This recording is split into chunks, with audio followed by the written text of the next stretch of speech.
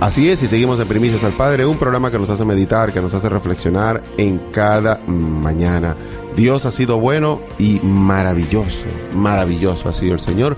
Pero ¿sabes qué? Él nos ha dado a nosotros, a cada uno de nosotros, una medida de fe. Él nos ha dado a nosotros una medida de fe para bendecir, para prosperar, para alcanzar. Con frecuencia uno mira personas diciendo: pastor, yo no tengo la fe que tiene otra persona. Pastor, caramba, lo que pasa es que a las otras personas le ha ido mucho mejor. Claro, así quien no tiene fe. ¿Ve? Entonces aquella persona nació o quizás tiene una mejor posición económica. Claro, así cualquiera tiene fe. Si supieras que la fe no tiene nada que ver con la posición económica, ni nada que ver con el crecimiento, ni nada que ver con de la manera que te hayan criado. La fe es únicamente proviene de Dios, y Dios a cada uno de los seres humanos le ha dado una medida de fe.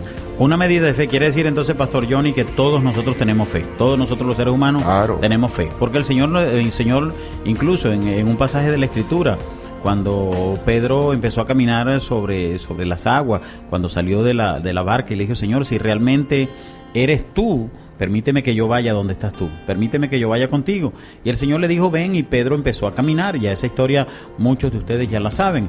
Él empezó a caminar, y en un momento determinado, pues una ola muy grande se levantó, y Pedro, por supuesto, temió en su corazón, se asustó un poco, y dice la palabra de Dios que Pedro empezó a hundirse. Pedro empezó como que a fallarle la fe, y el Señor le dijo: ¿qué pasó? ¿Por qué dudaste? Hombre de poca fe. O sea, no le estaba diciendo que no tenía fe, sino que tenía muy poca fe, papá. Así es, así que fíjate tú que una de las cosas que dice la Escritura, ¿no? Una de las cosas que dice la Escritura es lo siguiente. Dice, en cuanto a pelear la buena batalla de la fe. ¿Cuál batalla de la fe? 1 Timoteo capítulo 6 y 14 nos dice, 12 nos dice esto: pelea la buena batalla de la fe, echa mano de la vida eterna, la cual asimismo fuiste llamado. Hay una buena batalla de la fe, o sea, porque la fe es creer. ¿Qué es la fe? Según Hebreos 11.1, que es el clásico que todos sabemos, es el clásico que siempre escuchamos, que dice Hebreos 11.1, dice: es pues la fe, la certeza de lo que se espera, la convicción de lo que no se ve. Certeza de lo que espera. Qué difícil para nosotros eso, ¿eh? Certeza se denomina algo así como que seguridad. Yo convicción. Tengo la seguridad, tengo la convicción de que se me va a dar. Correcto. Yo creo, y realmente al creer, al accionar mi fe, yo tengo la seguridad que lo que yo estoy creyendo lo voy a recibir. Entonces, ahora, el Señor habla también de una medida de fe, Pastor Johnny. En el caso, por ejemplo, de Pedro, le dijo: hombre de poca fe. Pero también nos ha dicho que Dios le da a cada uno de nosotros una medida de fe. ¿Qué quiso decir el Señor cuando nos dice que cada uno nos da una medida de fe? Y luego entonces, aquí como estás leyendo tú, pues que nos manda entonces a pelear esa buena batalla de la fe. Claro, mira, esa medida de fe es la que Dios le dio a todo ser humano para alcanzar, para vivir, para creerle a Él. Fíjate tú que algunos dicen: no, pastor, la fe vino por la palabra de Dios. No, usted no me va a decir eso. Si no escuchó la palabra no puede tener fe. No, está equivocado. Déjeme decirle que desde aún de los tiempos antiguos, ¿cómo adoraban a aquella gente? Aquella gente siempre tenía dioses. Es más, tenía muchos dioses. Tenían mucho, pues necesitaban uno para la fertilidad, uno para la lluvia, uno para esto, uno para lo otro. Tenían muchísimo. Entonces ellos en sus figuras era lo que adoraban. El hombre, el ser humano, fue diseñado para adorar algo, fue diseñado para creer en algo, porque Dios nos colocó una medida de fe. El asunto es hacia dónde estás dirigiendo la fe que Dios te ha dado. La fe bien direccionada va precisamente dirigida a Dios, bien direccionada. Y alcanza cosas claro, tú no puedes ver que hay personas que tienen fe en algo, mira, tienen de pronto un pedazo de madera, de pronto un movimiento de una mata, de pronto un pedazo de hierro, qué sé yo. Hay tantas cosas que la gente pone su fe. Hay gente que pone la fe en su hijo. Hay gente que dice: no, porque si mi hijo no es que mi hijo, yo le creo a mi hijo. O de pronto al esposo. No, lo que pasa es que mi esposo para mí se ha convertido. Y resulta que hay como que una fe mal direccionada. Va una fe de verdad que no produce lo que realmente produce la fe. Cuando nosotros peleamos la buena batalla de la fe, dice incluso este pasaje más adelante, dice que con ella ganaremos incluso la vida eterna. Luchad, pelead por esa vida eterna. Que una fe bien direccionada, bien hacia Dios, entonces te da objetivos claros, creíbles. La fe tiene que ir direccionada a su Creador.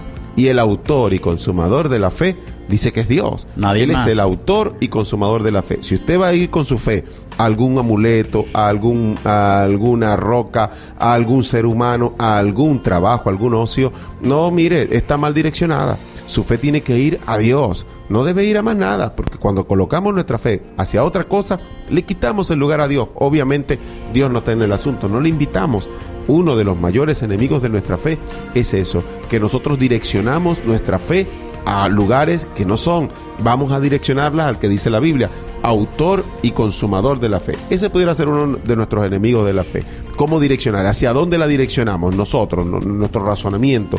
Y eso nos convierte a nosotros en el culpable número 1. A veces pudiéramos ser... Somos el mismo enemigo de la fe. El primer enemigo de la fe somos nosotros mismos, Pastor. Es nuestro yo. Sí, nosotros, nuestra capacidad, nuestro intelecto.